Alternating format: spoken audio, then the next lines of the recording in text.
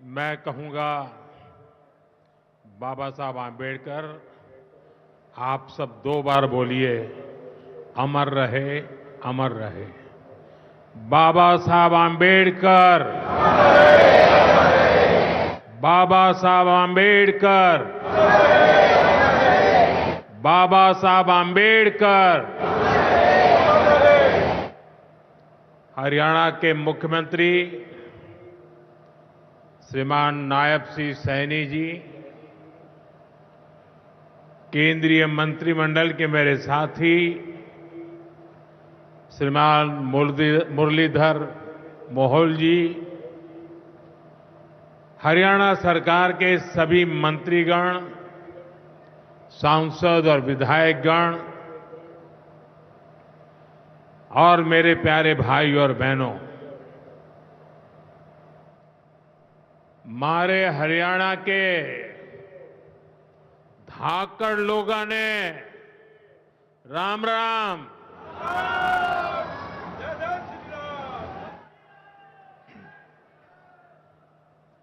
ठाडे जवान, ठाडे खिलाड़ी और ठाडा भाईचारा, यो से हरियाणा की पहचान।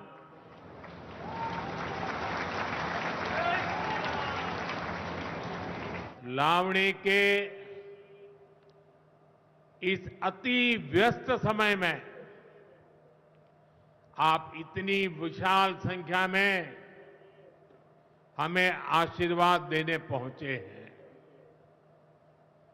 मैं आप सभी जनता जनार्दन का अभिनंदन करता हूं। गुरु जंबेश्वर, महाराजा अग्रसेन और अग्रोहा धाम को भी श्रद्धापूर्वक नमन करता हूं। साथियों, हरियाणा से, हिसार से मेरी कितनी ही यादें जुड़ी हुई है। जब भारतीय जनता पार्टी ने मुझे हरियाणा की जिम्मेदारी दी थी, तो यहां अनेक साथियों के साथ मैंने लंबे समय तक मिलकर काम किया था। इन सभी साथियों के परिश्रम ने भारतीय जनता पार्टी की हरियाणा में नींव को मजबूत किया है। और आज मुझे ये देखकर गर्व होता है कि भाजपा विकसित हरियाणा, विकसित भारत के लक्ष्य को लेकर पूरी गंभीरता से काम कर रहा है। साथियों, आज का दिन हम सभी के लिए, पूरे देश के लिए और खास करके दलित, पीड़ित, वंचित, शोषित,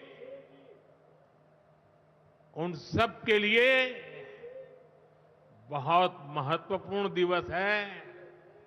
उनके जीवन में तो दूसरी दिवाली होती है। आज संविधान निर्माता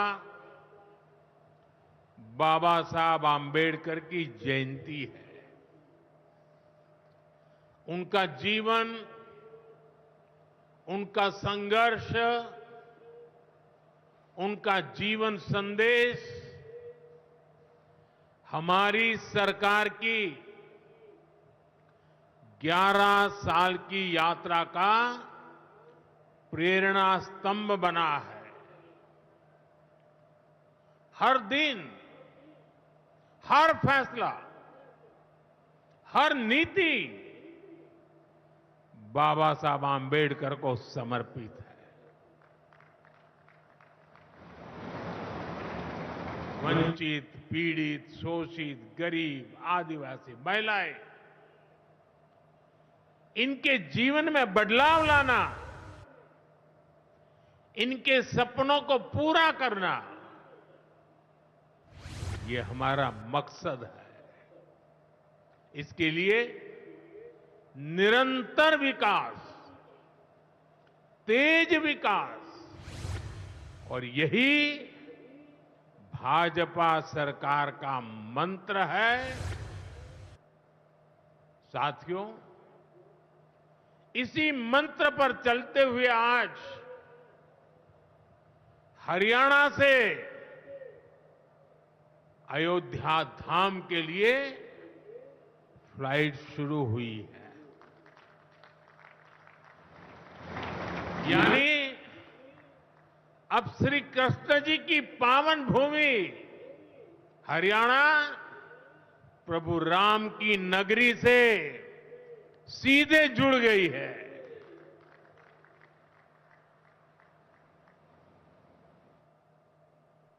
अग्रसेन हवाई अड्डे से वाल्मीकि हवाई अड्डे आज सीधी उड़ान भरी जा रही है।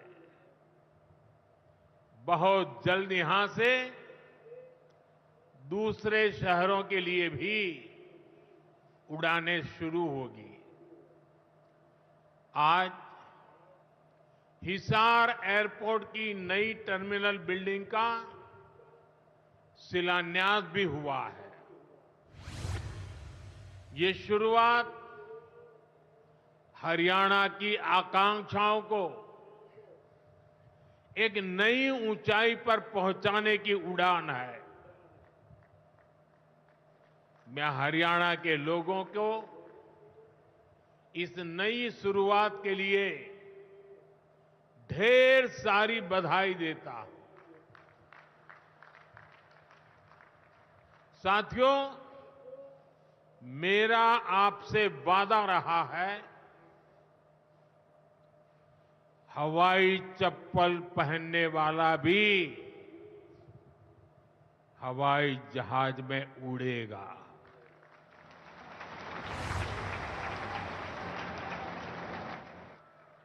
और ये वायदा हम देश में चारों तरफ पूरा होता देख रहे हैं। बीते 10 सालों में करोड़ों भारतीयों ने जीवन में पहली बार हवाई सफर की है। हमने वहां भी नए एयरपोर्ट बनाए जहां कभी अच्छे रेलवे स्टेशन तक नहीं थे।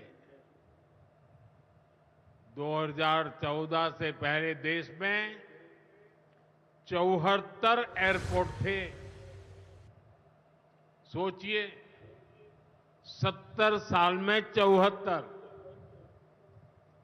आज देश में एयरपोर्ट की संख्या 150 के पार हो गई है।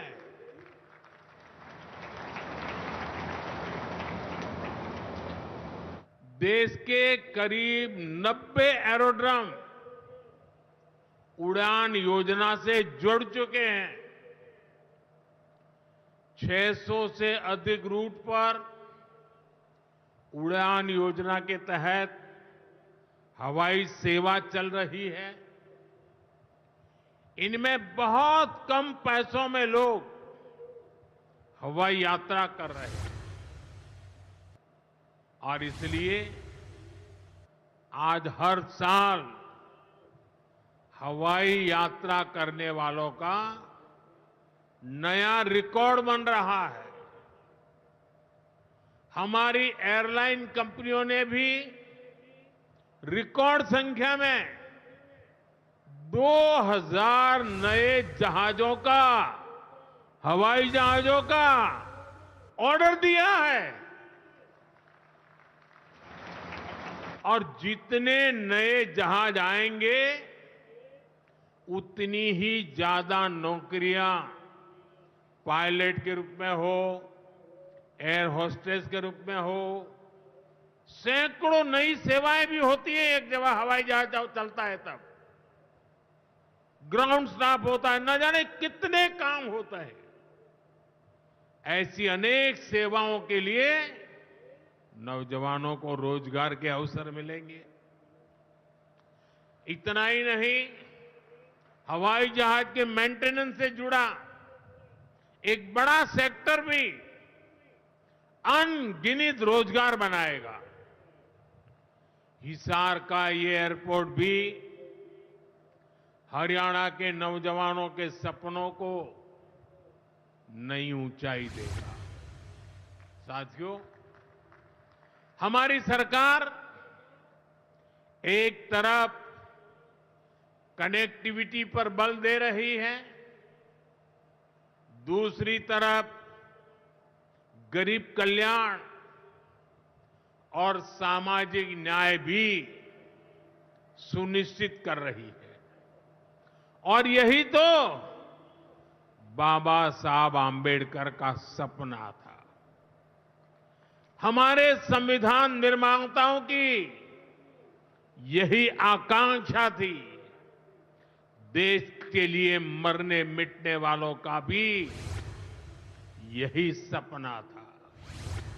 लेकिन हमें ये कभी भूलना नहीं है कि कांग्रेस ने बाबा साहब आंबेडकर के साथ क्या किया। जब तक बाबा साहब जीवित थे, कांग्रेस ने उन्हें अपमानित किया। दो बार उन्हें चुनाव हरवाया। कांग्रेस की पूरी सरकार उनको उखाड़ फेंकने में लगी थी। उनको सिस्टम से बाहर रखने की साजिश की गई। जब बाबा साहब हमारे बीच नहीं रहे तो कांग्रेस ने उनकी याद तक मिटाने की कोशिश की। कांग्रेस ने बाबा साहब के विचारों को भी हमेशा के लिए खत्म कर देना चाहा। डॉक्टर अंबेडकर संविधान के संरक्षक थे। कांग्रेस संविधान की भक्षक बन गई है। डॉक्टर अंबेडकर समानता लाना चाहते थे, लेकिन कांग्रेस ने देश में वोट बैंक का वायरस फैला दिया। साथियों, बाबा साहब चाहते थे कि हर गरीब, हर वंचित गरिमा से जी सके, सर ऊंचा करके जिए, वो भी सपने देखें, अपने सपने पूरे कर सके। लेकिन कांग्रेस ने एससी, एसटी, ओबीसी को सेकंड क्लास सिटीजन बना दिया। कांग्रेस के लंबे शासनकाल में कांग्रेस के नेताओं के घर में स्विमिंग पूल तक पानी पहुंच गया, लेकिन गांव में नल से जल नहीं पहुंचा। आजादी के 70 साल बाद भी गांवों में सिर्फ 16% घरों में नल से जल आता था। सोचिए, 100 घर में से 16 घर में। इससे सबसे ज्यादा प्रभावित कौन थे? इससे एससी, एसटी, ओबीसी सबसे ज्यादा प्रभावित थे। अरे उनकी इतनी ही चिंता थी आज जो गली गली में जाके भाषण झाड़ रहे हैं, अरे कम से कम मेरे एससी, एसटी, ओबीसी भाइयों के घर तक अरे पानी तो पहुंचा देते। हमारी सरकार ने 6-7 साल में 12 करोड़ से ज्यादा ग्रामीण घरों में नल कनेक्शन दिए हैं। आज गांव के 80% घरों में, यानी पहले 100 में से 16, आज 100 में से 80 घरों में नल से जल आता है। और बाबा साहब का आशीर्वाद है, हम हर घर तक नल से जल पहुंचाएंगे। शौचालय के अभाव में भी सबसे बुरी स्थिति एससी, एसटी, ओबीसी समाज की ही थी। हमारी सरकार ने 11 करोड़ से ज्यादा शौचालय बनवाकर वंचितों को गरिमा का जीवन दिया है। साथियों, कांग्रेस के जमाने में एससी, एसटी, ओबीसी के लिए बैंक का दरवाजा तक नहीं खुलता था। बीमा, लोन, मदद, ये सारी बातें सब सपना था। लेकिन अब जनधन खातों के सबसे बड़े लाभार्थी मेरे एससी, एसटी, ओबीसी के भाई बहन हैं। हमारे एससी, एसटी, ओबीसी भाई बहन आज गर्व से जेब में से रुपए कार्ड निकाल करके दिखाते हैं। जो अमीरों के जेब में कभी रुपए कार्ड हुआ करते थे, वो रुपए कार्ड आज मेरा गरीब दिखा रहा है। साथियों, कांग्रेस ने हमारे पवित्र संविधान को सत्ता हासिल करने का एक हथियार बना दिया। जब जब कांग्रेस को सत्ता का संकट दिखा, उन्होंने संविधान को कुचल दिया। कांग्रेस ने आपातकाल में संविधान की स्पिरिट को कुचला, ताकि जैसे तैसे सत्ता बनी रहे। संविधान की भावना है कि सबके लिए एक जैसी नागरिक संहिता हो, जिसे मैं कहता हूं सेक्युलर सिविल कोड। लेकिन कांग्रेस ने इसे कभी लागू नहीं किया। उत्तराखंड में भाजपा सरकार आने के बाद सेक्युलर सिविल कोड, समान नागरिकता संहिता, ये लागू हुई। डंकी की चोट पर लागू हुई। और देश का दुर्भाग्य देखिए, संविधान को जेब में लेकर के बैठे हुए लोग, संविधान पर बैठ गए हुए लोग, ये कांग्रेस के लोग उसका भी विरोध कर रहे हैं। साथियों, हमारे संविधान ने एससी, एसटी, ओबीसी के लिए आरक्षण का प्रावधान किया, लेकिन कांग्रेस ने उनको आरक्षण पहुंचा कि नहीं पहुंचा, उनके बच्चों को शिक्षा के लिए सुविधाएं प्रारंभ मिलना शुरू हुआ कि नहीं हुआ? एससी, एसटी, ओबीसी के कोई व्यक्ति अधिकार से वंचित तो नहीं रह गए?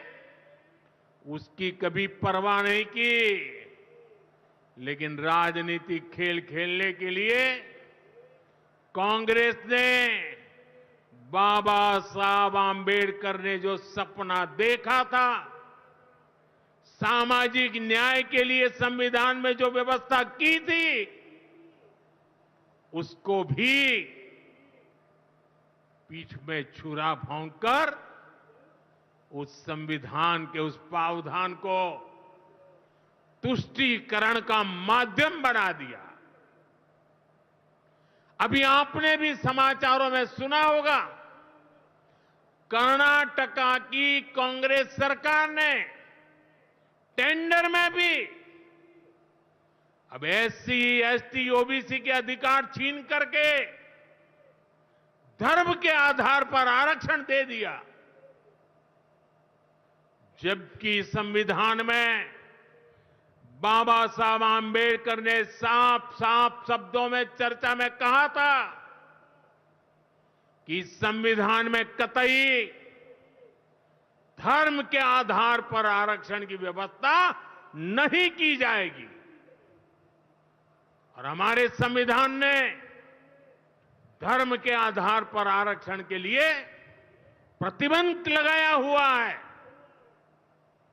साथियों, कांग्रेस की तुष्टीकरण की इस नीति का बहुत बड़ा नुकसान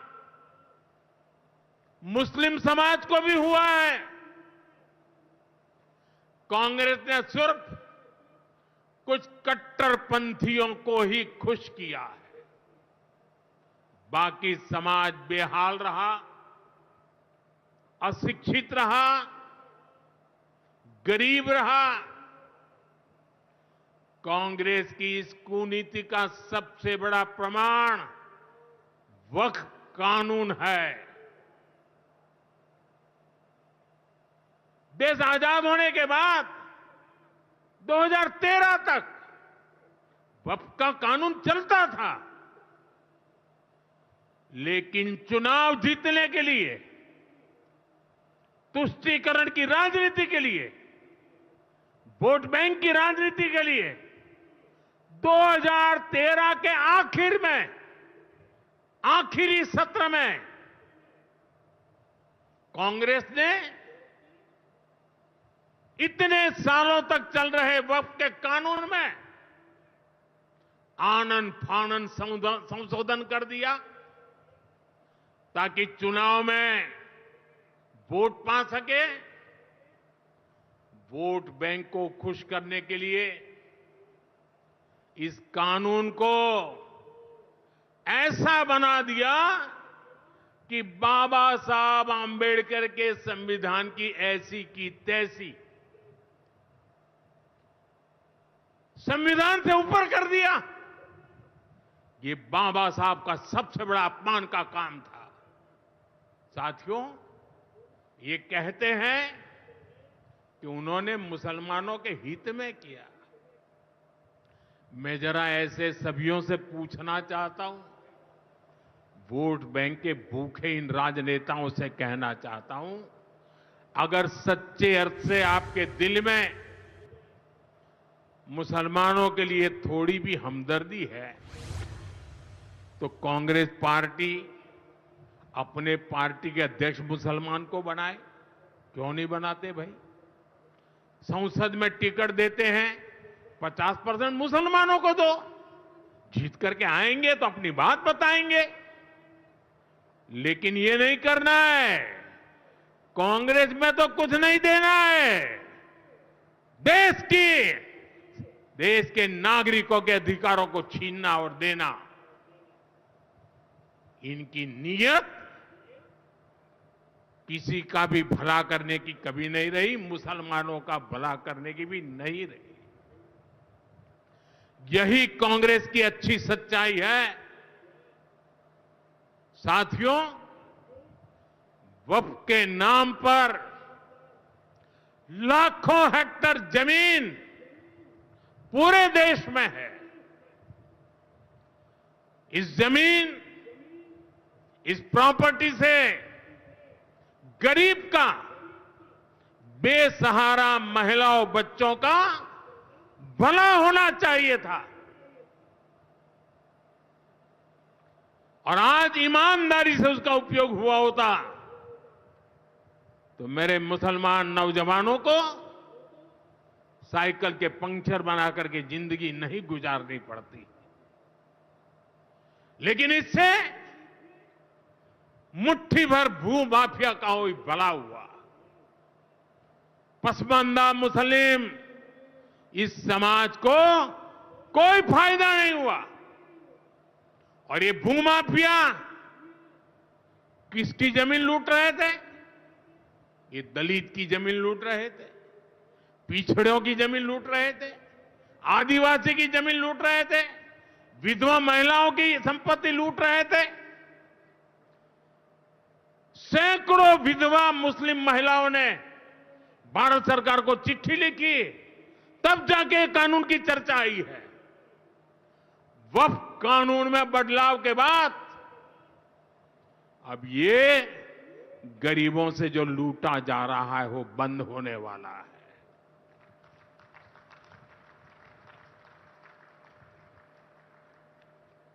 और सबसे बड़ी बात, हमने एक बहुत बड़ा जिम्मेदारीपूर्ण महत्वपूर्ण काम किया है। हमने इस वक्फ कानून में एक और प्रावधान किया है। अब नए कानून के तहत, वक्फ के कानून के तहत किसी भी आदिवासी की जमीन को हिंदुस्तान के किसी भी कोने में आदिवासी की जमीन को, उसके घर को, उसकी संपत्ति को ये वक्फ बोर्ड हाथ भी नहीं लगा पाएगा। ये आदिवासी के हितों की रक्षा करने का, संविधान की मर्यादाओं का पालन करने का हमने बहुत बड़ा काम किया है। नए प्रावधानों से वक्फ की भी पवित्र भावना का सम्मान होगा। मुस्लिम समाज के गरीब और पसमानदा परिवारों, मुस्लिम महिलाओं, खास करके मुस्लिम विधवाओं को, मुस्लिम बच्चों को उनका हक भी मिलेगा और भविष्य में उनका हक सुरक्षित रहेगा।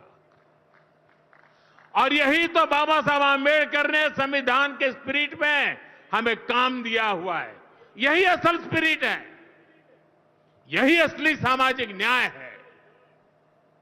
साथियों, हमारी सरकार ने 2014 के बाद बाबा साहब आंबेडकर की प्रेरणा को आने वाली पीढ़ियों तक पहुंचाने के लिए अनेक महत्वपूर्ण कदम उठाए। बाबा साहब देश और दुनिया में जहां जहां रहे, वे सभी स्थान उपेक्षित थे। जो संविधान के नाम पर अपनी राजनीतिक रोटी सेकने के लिए निकले हैं, उन्होंने बाबा साहब से जुड़े हुए हर स्थान का अपमान किया, इसे इतिहास से मिटाने का प्रयास किया। स्थिति ये थी कि मुंबई के इंदु मिल में बाबा साहब आंबेडकर का स्मारक बनाने के लिए भी देश भर में लोगों को आंदोलन करने पड़े। हमारी सरकार ने आते ही इंदु मिल के साथ साथ बाबा साहब आंबेडकर की महू की जन्मभूमि हो, बाबा साहब आंबेडकर जी की लंदन की शिक्षा भूमि हो, दिल्ली में उनकी महापरिनिर्वाण स्थली हो, या फिर नागपुर की दीक्षा भूमि हो, हमने सभी का विकास किया, इनको पंच तीर्थ के रूप में विकसित किया है। मेरा सौभाग्य है कि कुछ दिन पहले ही मुझे दीक्षा भूमि में जाकर, नागपुर जाकर बाबा साहब को नमन करने का अवसर मिला। साथियों, कांग्रेस के लोग सामाजिक न्याय की बड़ी बड़ी बातें करते हैं, लेकिन हमें ये भी याद रखना है कि कांग्रेस ने बाबा साहब आंबेडकर और चौधरी चरण सिंह जी, इन दोनों महान सपूतों को भारत रत्न नहीं दिया था। बाबा साहब आंबेडकर को भारत रत्न तब मिला जब केंद्र में भाजपा के समर्थन वाली सरकार बनी। वहीं हमें गर्व है कि भाजपा की ही सरकार ने चौधरी चरण सिंह जी को भी भारत रत्न दिया है। साथियों, सामाजिक न्याय के, गरीब कल्याण के पथ को हरियाणा की भाजपा सरकार भी निरंतर सशक्त कर रही है। सरकारी नौकरियां की भी हरियाणा में क्या हालत थी, आप सबको पता है। यूं किया करते,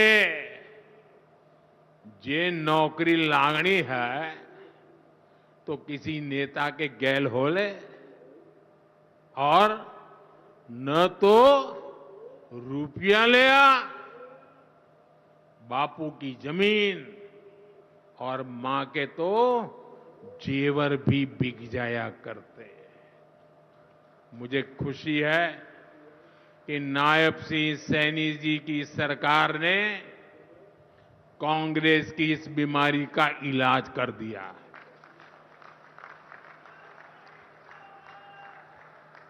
बिना खर्ची, बिना पर्ची के नौकरियां देने का जो ट्रैक रिकॉर्ड हरियाणा का है, वो अद्भुत है। और मुझे गर्व है कि मुझे ऐसे साथी मिले हैं, ऐसी साथी सरकार मिली है। यहां के 25,000 नौजवानों को सरकारी नौकरी ना मिले, इसके लिए कांग्रेस ने एड़ी चोटी का जोर लगा दिया था। लेकिन इधर मुख्यमंत्री नायब सैनी जी ने शपथ ली, उधर हजारों युवाओं को नियुक्ति पत्र जारी कर दिए गए। यह है भाजपा का, सरकार का सुशासन। और अच्छा यह है कि नायब सिंह सैनी जी की सरकार आने वाले वर्षों में हजारों नई नौकरियों का रोड मैप बना करके चल रही है। साथियों, हरियाणा वो प्रदेश है जहां बहुत बड़ी संख्या में युवा सेना में जाकर देश की सेवा करते हैं। कांग्रेस ने तो वन रैंक वन पेंशन को लेकर भी दशकों तक धोखा ही दिया। ये हमारी सरकार है जिसने वन रैंक वन पेंशन योजना लागू की। अब तक हरियाणा के पूर्व फौजियों को भी OROP के वन रैंक वन पेंशन के 13,500 करोड़ रुपए, 13,500 करोड़ रुपए दिए जा चुके हैं। आपको याद होगा, इसी योजना पर झूठ बोलते हुए कांग्रेस सरकार ने पूरे देश के फौजियों के लिए सिर्फ 500 करोड़ रुपए का प्रावधान किया था। अब आप सोचिए, अकेले हरियाणा में 13,500 करोड़, और कहां 500 करोड़, कैसी आंख में धूल डालने की प्रवृत्ति थी। कांग्रेस किसी की सगी नहीं है, वो सिर्फ सत्ता की सगी है। वो न दलितों की सगी है, न पिछड़ों की सगी है, न मेरे देश की माता बहन बेटियों की सगी है, और न ही वो मेरे फौजियों की सगी है। साथियों, मुझे पूरा विश्वास है कि हरियाणा विकसित भारत के संकल्प को मजबूती देगा। खेल हो या फिर खेत, हरियाणा की मिट्टी की खुशबू दुनिया भर में महक बिखेरती रहेगी। मुझे हरियाणा के अपने बेटे बेटियों पर बहुत भरोसा है। ये नया एयरपोर्ट, ये नई उड़ान हरियाणा के सपनों को पूरा करने की प्रेरणा बने, और इतनी विशाल संख्या में आप आशीर्वाद देने आए, ये मेरा सौभाग्य है। मैं आपको सर झुका करके नमन करता हूं, और अनेक सफलताओं के लिए अनेक अनेक शुभकामनाएं देता हूं, बहुत बहुत बधाई देता हूं। मेरे साथ बोलिए, भारत माता की, भारत माता की, भारत माता की। बहुत बहुत धन्यवाद। आइए हम सब अपने अपने स्थान पर खड़े होकर हृदय से आभार व्यक्त करें माननीय प्रधानमंत्री श्री नरेंद्र मोदी जी का। करतल ध्वनि की गूंज पूरे देश में सुनाई देनी चाहिए। बहुत बहुत आभार हरियाणा प्रदेश के जन जन की ओर से, आप सभी की ओर से, इस देश के यशस्वी प्रधानमंत्री श्री नरेंद्र मोदी जी का।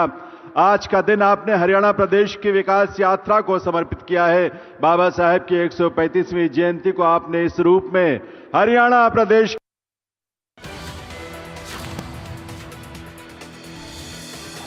कांग्रेस ने बाबा साहेब को अपमानित किया। प्रधानमंत्री नरेंद्र मोदी ने अपने संबोधन में यह जिक्र किया है, बाबा साहेब समानता लाना चाहते थे। हरियाणा की पहचान भाईचारा है। आपको बता दें कि इस वक्त हरियाणा में मौजूदगी है प्रधानमंत्री नरेंद्र मोदी की, और इस दौरान जनसभा को संबोधित करते हुए पीएम मोदी ने तमाम बड़ी बातों का जिक्र किया है, और इस दौरान कांग्रेस पर जमकर हमला बोला है। आपको बता दें, आज हिसार एयरपोर्ट की सौगात पीएम मोदी के द्वारा दी गई। निर्माता और भारत रत्न तो पीएम मोदी आज आपको बता दें हिसार एयरपोर्ट की सौगात दी है पीएम मोदी ने। इस दौरान कांग्रेस पर जमकर हमला बोला है। हरियाणा की पहचान भाईचारा, तो जितनी नई जहाजें आएंगी उतने ही रोजगार होंगे, क्योंकि आज जो तमाम विकास की सौगात दी जा रही हैं उससे हरियाणा में हरियाणा के युवाओं के लिए रोजगार के नए आयाम स्थापित होंगे। और कांग्रेस पर हमला बोलते हुए प्रधानमंत्री ने कहा कि कांग्रेस हमेशा से ही अपमान बाबा साहेब का उन्होंने किया है। बाबा साहेब समानता लाना चाहते थे, और हरियाणा की पहचान भाईचारे से ही जानी जाती है।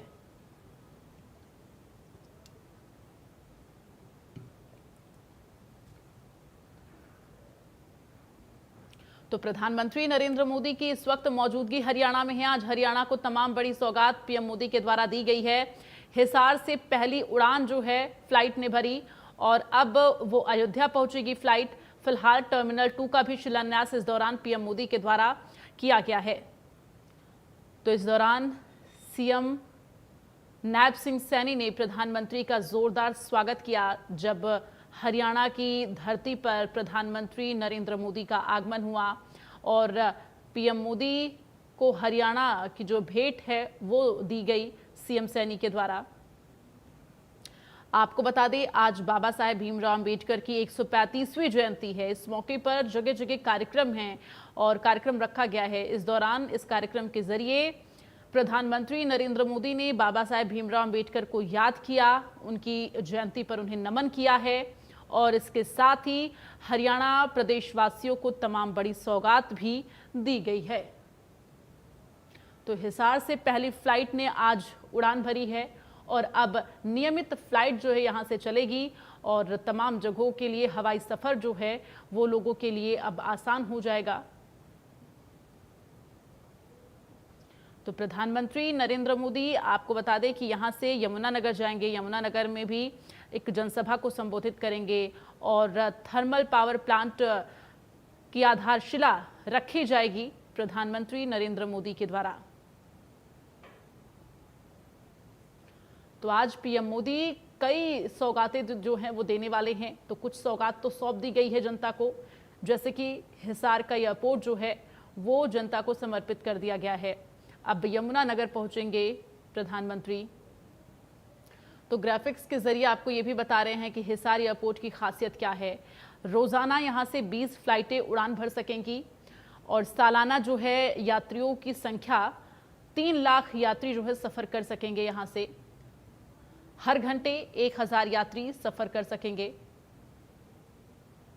20,000 मीट्रिक टन सालाना कार्गो क्षमता है।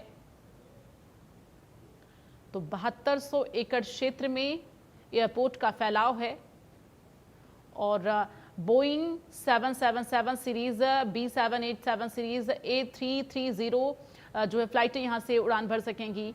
और इसके साथ ही आपको बता दें कि जो खासियत है इस एयरपोर्ट की वो हम आपको ग्राफिक्स के जरिए बता रहे हैं। फिलहाल पहली फ्लाइट जो है वो अयोध्या के लिए उड़ान भर चुकी है। शेड्यूल जो है वो भी आप ग्राफिक्स के जरिए समझ लीजिए। दिल्ली से हिसार के लिए सुबह 9:30 बजे फ्लाइट होगी और हिसार पहुंचने का जो समय है वो 10:15 पर होगा। हिसार से अयोध्या जाने के लिए 10:40 पर फ्लाइट जो है उड़ान भरेगी। अयोध्या पहुंचने का समय 12:40 पर होगा, यानी 2 घंटे का जो समय है वो लगेगा फ्लाइट के जरिए। तो अयोध्या से हिसार वापसी दोपहर 1:05 पर और हिसार पहुंचेगा दोपहर 3:05 पर। तो 2 घंटे का समय अयोध्या से हिसार, हिसार से अयोध्या लगेगा।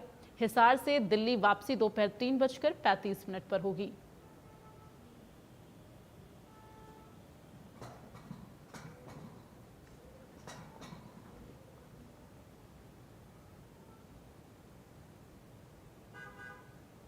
तो हिसार एयरपोर्ट में बड़े काम हैं। डोमेस्टिक फ्लाइटें यहां से उड़ेंगी। आगे अभी ये तमाम जो काम है वो किए जाएंगे। जहाज़ों की मेंटेनेंस होगी। कार्गो डिफेंस इंडस्ट्रीज बनेंगी। पायलटों का ट्रेनिंग सेंटर भी खुलेगा। एविएशन यूनिवर्सिटी बनाई जाएगी हिसार एयरपोर्ट में ही और एरोस्पेस से जुड़े हिस्से बनेंगे।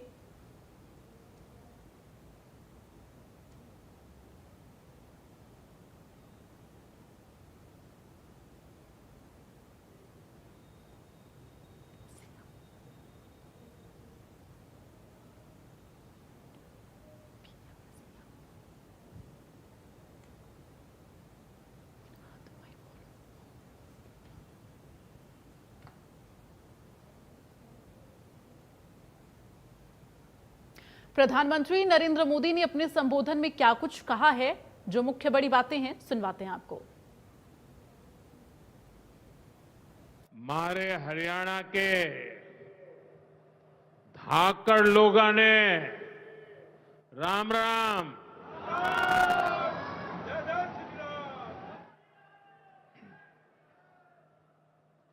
ठाडे जवान, ठाडे खिलाड़ी और ठाडा भाईचारा यो से हरियाणा की पहचान।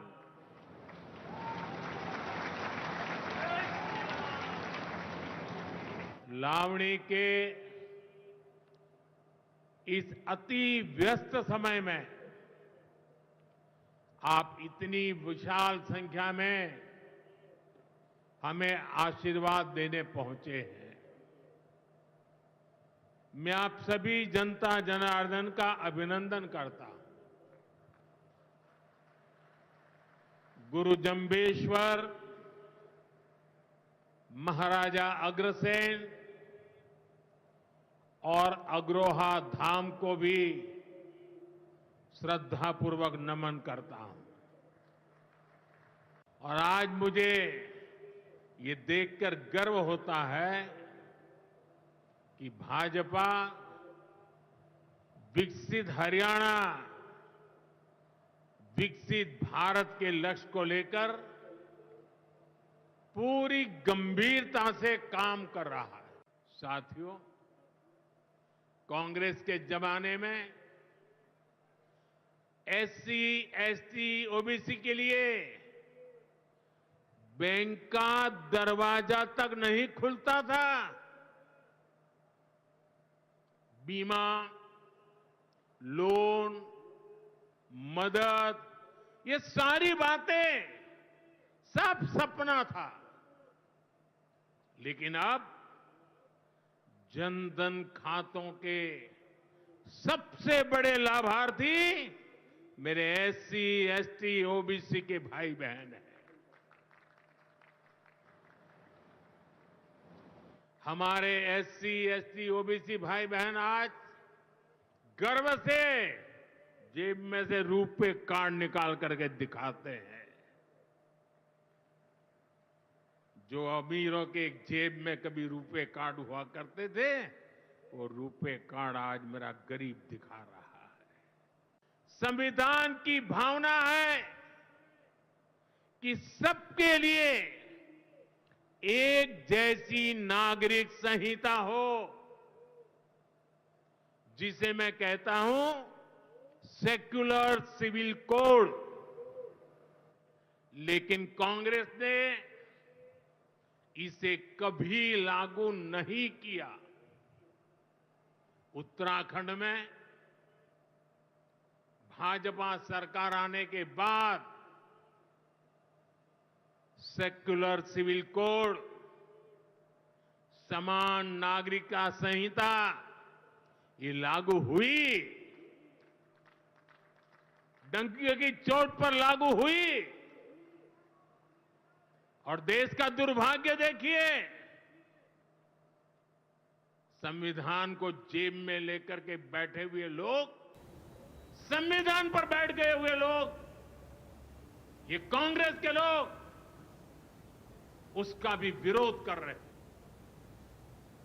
और इस बीच आपको बता दें कि सीएम सैनी ने भी जनसभा को संबोधित किया। इस दौरान सीएम सैनी ने कई बड़ी बातों का जिक्र किया है। तो सीएम सैनी ने रैली को संबोधित किया। पीएम के आगमन से हरियाणा की धरा धन्य हुई है और आज का दिन बड़ा ऐतिहासिक दिन है। तो हिसार की हवा में एक नया जोश है। मुख्यमंत्री नायब सिंह सैनी ने कहा, हवाई यात्रा करने का सपना साकार हुआ, अब और भी आसान लोगों का सफर होगा। तो आपको बता दें कि आज से हिसार एयरपोर्ट का उद्घाटन प्रधानमंत्री नरेंद्र मोदी के द्वारा कर दिया गया है और पीएम के आगमन से हरियाणा की धरा धन्य हुई है। सीएम सैनी ने कहा, आज का दिन बड़ा ऐतिहासिक है। आज प्रधानमंत्री नरेंद्र मोदी हरियाणा की धरा पर पहुंचे और इसके साथ ही कई बड़ी सौगात दी है उन्होंने। आज का